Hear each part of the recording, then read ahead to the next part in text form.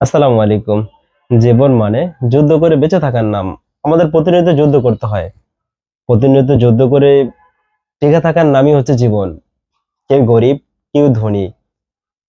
বাস্তবতার সাথে প্রত্যেকের তাল মিলিয়ে চলতে হয়। কিন্তু এই বাস্তবতার সাথে তাল মিলিয়ে চলতে গিয়ে আমরা নানান সমস্যায় পড়ে থাকি। কয়েকদিন আগে ঢাকা ধানমন্ডিতে কিছু ঘটনা দেখলাম। যেখানে দেখলাম সিটি কর্পোরেশন বিভিন্ন অসহায় এবং গরিব মানুষের অটোরিক্সাগুলো ভেঙে ফেলছে। এরা তো গরিব। এরা তো ঋণ করে বিভিন্ন জনের কাছ থেকে টাকা হাওলাত নিয়ে গাড়িগুলো করছে।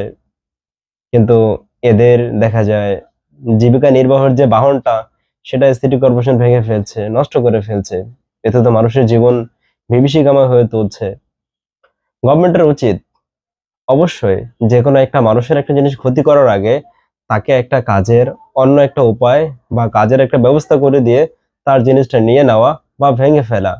কিন্তু দেখা যাচ্ছে সাধারণ মানুষকে গভর্নমেন্ট তেমন হেল্প না করে তাদের বিষয়গুলোকে নষ্ট করে ফেলছে। ওই মানুষগুলাই খুবই কষ্ট পাচ্ছে। আসলে এদের কষ্ট দেখার মতো কেউ নেই। আমরা শুধু দূরে থেকে তাদের কষ্টগুলো অনুভব করতে পারছি। কেউ মোবাইলে ছবি তুলছি, কেউ ভিডিও করছি। কিন্তু তাদেরকে সান্ত্বনা বা তাদেরকে বাহবা দেওয়ার মতো কেউ নেই। এজন্য গভর্নমেন্টের কাছে অনুরোধ করব, যখন এরকম কোনো উদ্যোগ হয় যে এটা সরিয়ে ফেলো বা এটা অপসারণ করে ফেলো, তখন গভর্নমেন্টের অবশ্যই উচিত হবে যে একটা মানুষকে কোনো একটা কাজের ব্যবস্থা করে দিয়ে তারপর তার জিনিসটাকে নষ্ট করা। ধন্যবাদ সবাইকে।